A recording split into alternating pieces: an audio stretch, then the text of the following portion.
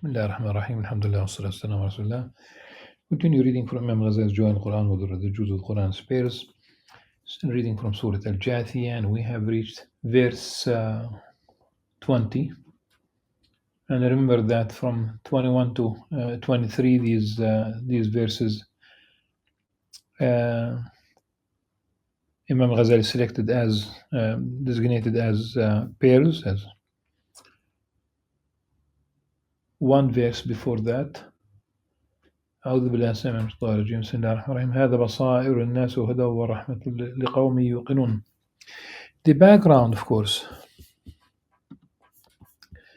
is that right before this verse, first of all, this verse says this, meaning the Qur'an, is an insight for humanity, a guide and mercy for people of sure faith. Right before that, the Prophet ﷺ was addressed in verse 18, after mentioning the people of the book and how they have differed among themselves. Of course, we talk about, I said in the last session that they are more reliant on their religious leaders than on the text itself. So they just think about the sheer number of Protestant churches, for example. There are Orthodox, there are Catholic, and there are Protestants. And the Protestants, Allah subhanahu wa ta'ala knows whether there's such a very large number, all because of the personal opinions, and typically these are conjectures moving way far away from the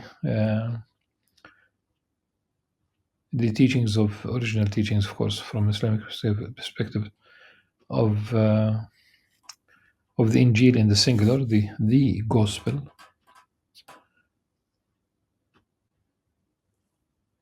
So the Prophet ﷺ was told, ثم جعلناك على شريعة من الأمر فاتبعها. We have set you on the clear path of faith, of addressing the Prophet ﷺ, so follow it, and do not follow the desires of those who do not know the truth. So in the context here, don't follow the desires of the people of the book, because it goes without saying that it's the other faiths, those who have obviously, and they continue to worship idols, paganism, one way or the other. No one is going to follow them. No one is going to be influenced by them. We talk about scholars, though. If you, I remember that Muhammad Ilyas, the founder, rahimahullah, of the Tabligh, the Tabligh and Dawah group in India.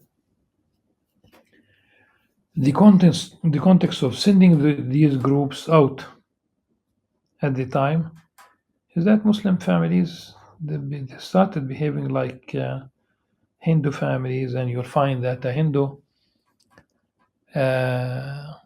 would conduct marriage, an intermarriage, and you know very well, if you know Islam, it's not possible for neither men nor women to marry from among Hindus or Buddhists or atheists. Or with the people of the book, Muslim men can marry women from the people of the book, but the condition here is very clear: to belong to the faith. So you have a very large number of women who are atheists, originally Jewish, originally Christian, but they are not really part of this. We cannot say they are people of the book. And to be chaste, that's another condition. So do follow this path. And the meaning is that do not. This is, and I said this during the last session.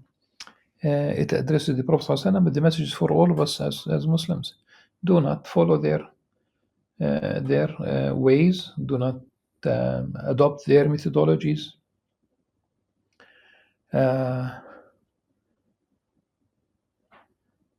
We have our unique worldview based on the Quran and the sound tradition, the Sunnah of the Prophet ﷺ. They will not be of benefit to you against Allah whatsoever. Surely the wrongdoers are patrons of each other, and we are seeing it. Some of them are supporters of some these alliances. And,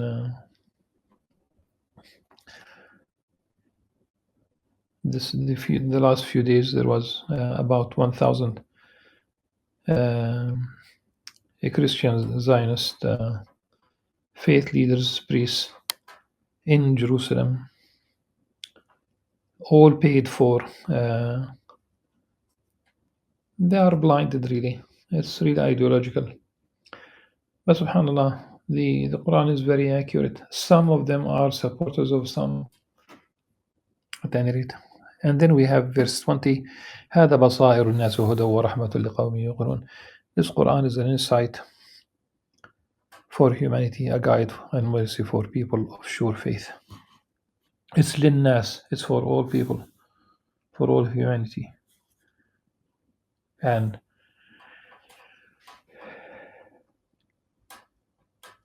rather than being led astray by what you are used to in your own culture, all these things that are permissible, and they are obviously against. Originally, you'll find it's against all the revelations, and that's how things were for a very long time. Marriage throughout human history was a male and female, and now they are legalizing same-sex marriage. They donate sperm and ovum in the West, and this will mean that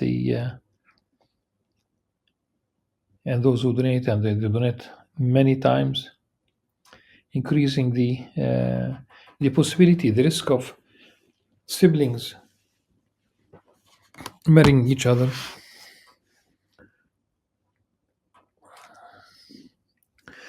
أم حسب الذين اجترحوا السيئات أن نجعلهم كالذين آمنوا وعملوا الصالحات سواء محياهم ومماتهم ساء ما يحكمون. Or do those who commit evil deeds simply think that we will make them equal in their life and after their death to those who believe and do good?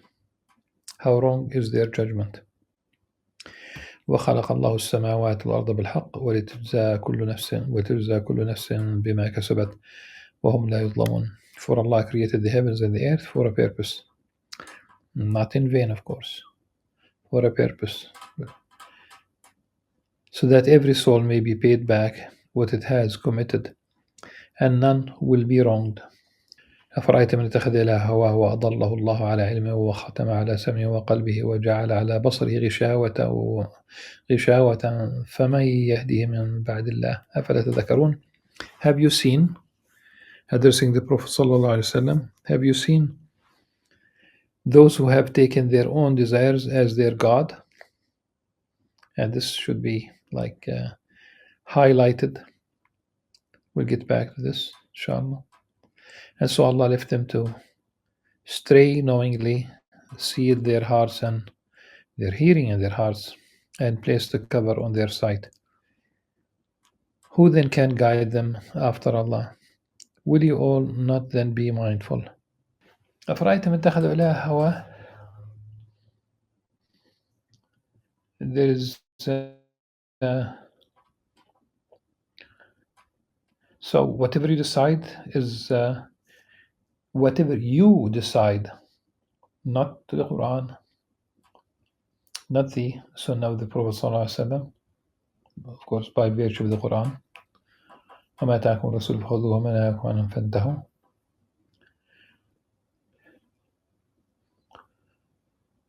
This is pretty close to the Mu'tazilites, who believe that the reason could render things, classify things as good or bad without revelation, which is not, we can see, it's a combination of rational faculty and subjective opinions. Roe versus Wade. Here is abortion, it's not same-sex marriage. Muslims are neither Republicans nor Democrats in this case. And the cornerstone, there are two things. One of them is whether there is a medical necessity, like the mother's heart is too weak to be pregnant. Number two is the issue of ensoulment. So that's a different background from being, I am free with my body. This is my body and I can do whatever I want with it. And it has been said that those who have that kind of desire of hawa, personal, there is a statement attributed to Imam Malik, rahimahullah. He said that whoever desires something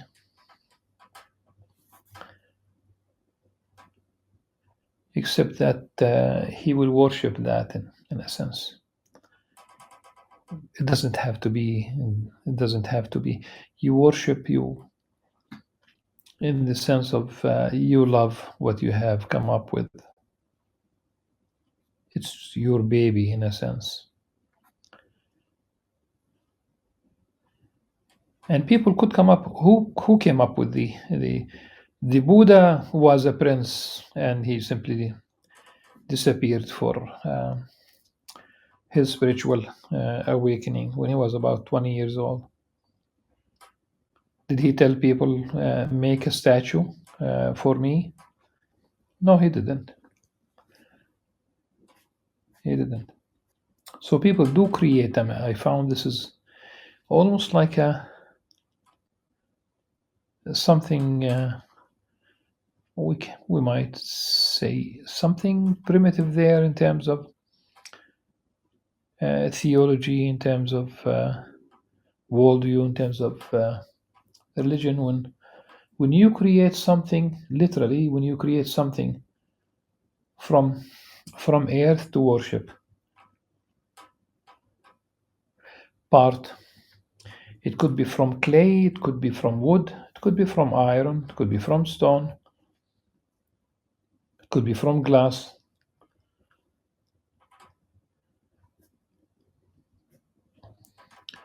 So there are gods in brackets that are created from nature. It could be like from natural materials. It could be a natural phenomenon that is worshipped.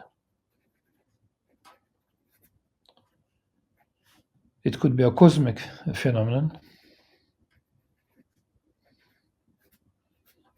worshipping certain planets. It could be nature at large, Mother Nature. Nature is not our mother. Nature is something that Allah subhanahu wa ta'ala created for our benefit, to facilitate our life and ultimately to fulfill our role as servants, to submit to the will of Allah subhanahu wa ta'ala. So nature itself could become part of it, all of it could become the object of worship.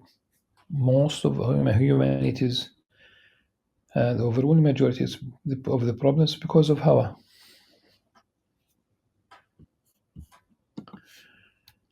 وقالوا ما هي إلا حياة الدنيا نموت ونحيا وما يهلكنا إلا الدهر وما لهم بذلك من علم إن هم إلا يظنون وإذا تتلى عليهم آياتنا بينات ما كان حجتهم إلا أن قالوا ائتنا بآبائنا إن كنتم صادقين قل لا يحييكم ثم يميتكم ثم يجمعكم يوم القيامة لا ريب فيه ولكن أكثر الناس لا يعلمون.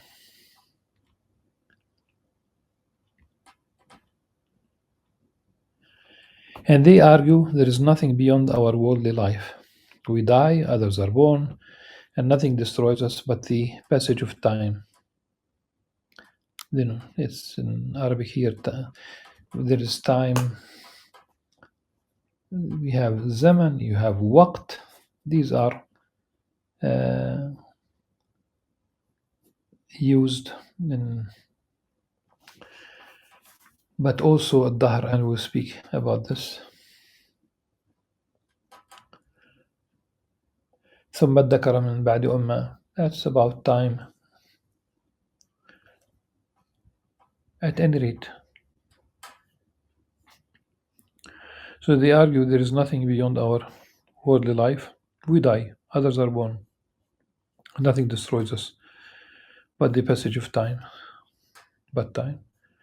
Yet they have no knowledge in support of this claim. They only speculate. It's not time that causes you to die. It's not time that is,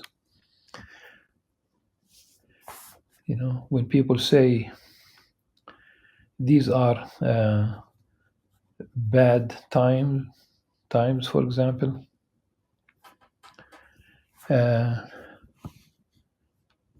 when people they do that in Arabic in more than one form. When they curse time, typically they curse zaman. The Qur'an refers to those who attribute.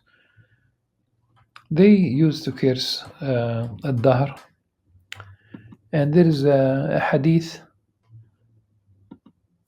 which explains why it is also prohibited. First of all, when they curse time, when they curse dahr, they curse the reason why something takes place. There is no rida, there is no acceptance. And acceptance doesn't mean that you don't take action. Rida. You become sick. If your heart is tranquil, you have accepted that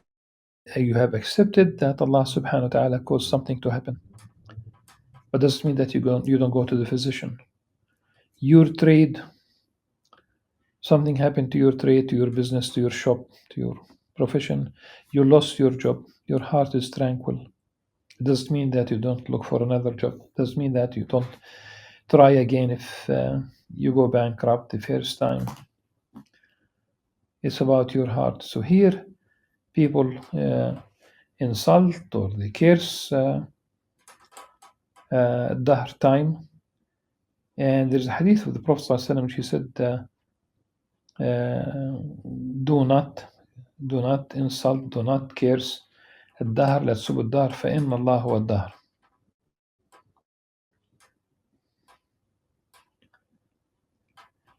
And this is when we say in Arabic as a classification, even Imam Al-Ghazali uses also this, الدهرية. They are the people who say there's only this time, perpetual, no beginning, no end.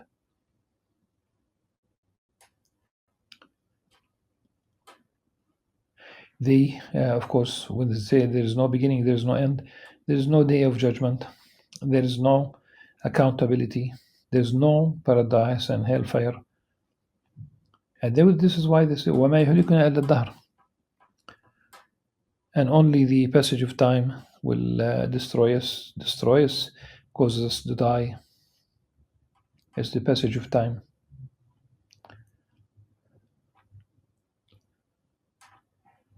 And of course, this is all conjecture. And there's a hadith, a different version, still the same content, but it's Qudsi, in which Allah subhanahu wa ta'ala is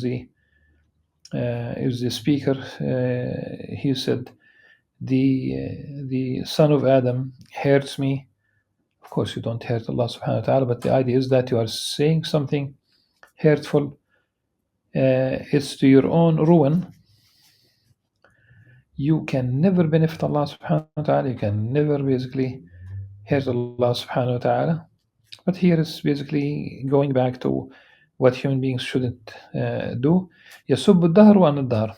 He curses, he insults time, and I am الدهر. And Ibn Kathir said that Ibn Hazm made a mistake because he was a literalist. We don't have, and it's a very sophisticated, by the way, school of thought, the literalism of Ibn Hazm. But I said Ibn Hazm made a mistake because he considered, it seems, Ad-Dahr one of the names, attributes of Allah subhanahu wa ta'ala. That's what you'll find in Ibn Kathir in the commentary about this particular verse.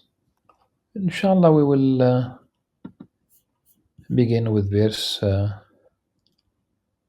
25 in the next session. بإذن الله عز وجل. Until then, سبحانك اللهم وبحمدك أشهد أن لا إله إلا أنت أستغفرك وأتوب إليك. السلام عليكم ورحمة الله وبركاته.